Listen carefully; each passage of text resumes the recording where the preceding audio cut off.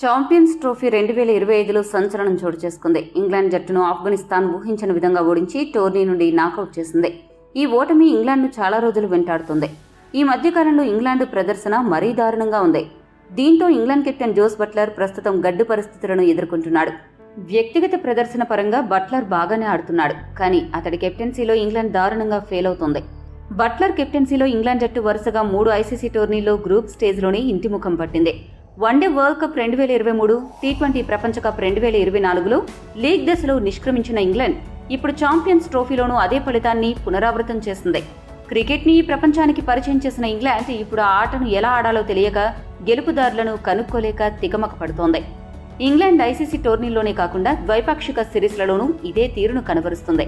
ముఖ్యంగా ఆఫ్ఘనిస్తాన్ చేతిలో వరుసగా 2 ఐసీసీ ఈవెంట్లలో ఇంగ్లాండ్ ఓడిపోవడాన్ని ఆ దేశ మాజీ క్రికెటర్లు, అభిమానులు జీర్ణించుకోలేకపోతున్నారు. దీంతో కెప్టెన్ బట్లర్పై ఇంగ్లాండ్ బోర్డుపై విమర్శల వర్షం కురుస్తోంది. ఈ పరిస్థితుల నడుమ బట్లర్ ఆఫ్ఘన్ మ్యాచ్ తర్వాత కీలక వ్యాఖ్యలు చేశాడు.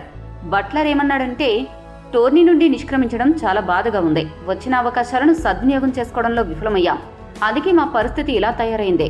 జో రూట్ అద్భుతంగా ఆడినా అతడికి మిగతా వాళ్ల దగ్గర నుండి సహకారం లభించలేదు. రూట్ లాంటి ఆటగాడు ఉండడం ఇంగ్లాండ్ అదృష్టం. ఆఫ్ఘన్ బ్యాటర్ ఇబ్రహీం చాలా బాగా ఆడాడు. క్రికెట్ ప్రపంచంలో నేను ఒక అత్యుత్తమ బ్యాటర్ అని చాలా మంది అంటారు, కానీ నేను ఈరోజు ఆ స్థాయిలో ఆడలేకపోయినందుకు బాధగా ఉంది. నేనిప్పుడు ఎలాంటి భావోద్వేగ ప్రకటన చేయాలనుకోలేదు, కానీ నా కోసం, కొంతమంది మా అగ్రశ్రేణి ప్లేయర్ల కోసం నేను కొన్ని అంశాలను పరిగణలోకి తీసుకుని ఇంగ్లాండ్ భవిష్యత్తు కోసం త్వరలోనే నా నిర్ణయం ప్రకటిస్తా అని బట్లర్ పేర్కొన్నాడు. బట్లర్ మాటలను బట్టి చూస్తే ఇంగ్లాండ్ కెప్టెన్సీకి బట్లర్ గుడ్ బై చెప్పాలని డిసైడ్ అయినట్లు ఖచ్చితంగా అర్థమవుతుంది. ఈ వీడియో మీకు నచ్చితే లైక్, షేర్, కామెంట్ చేయండి. మరిన్ని స్పోర్ట్స్ అప్డేట్స్ కోసం మా ఛానల్ను సబ్స్క్రైబ్ చేసుకోండి.